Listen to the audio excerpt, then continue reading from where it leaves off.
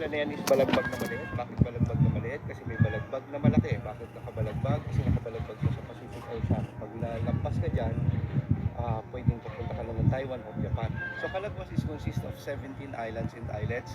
And what is Calagwas? It is really a Spanish word. Two syllable, Cala means cove, and Agua means water. And if you look at this place, it's really a cove of water.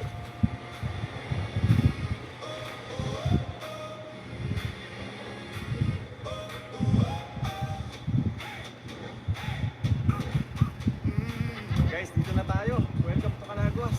Sobrang pino ng buhangin. Oh, grabe, may pagka-Boracay.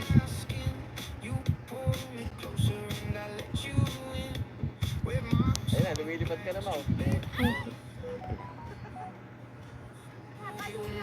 Guys, nandito na tayo. Wow! Ang ganda ng view! Daw po dito, ang ilaw dito ay binubuhay lang during 6 p.m. until 6 a.m. Kung may kuryente po kayo, solar po. Hindi ko in-expect na ganito ang kulay ng tubig ngayon dito.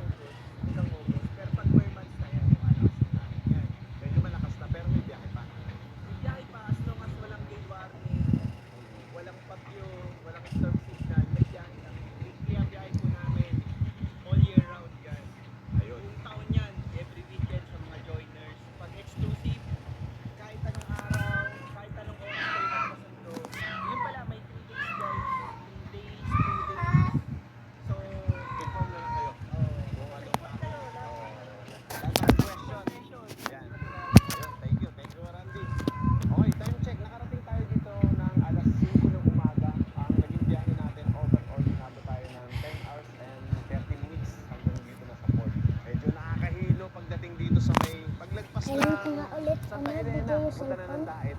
Medyo nakakahilo yung kalsada, kaya magbaon po kayo ng Bonamino. Ten, Agad kayo ng Bonamino. 15. Tapos nandito yung bangka. Doon tayo sasakay. Pero malalim po yung part na yan. Karate. Ready muna tayo ng ating gamit. Sino yan? Si Mario. Ready muna tayo ng ating gamit para maka-settle na tayo.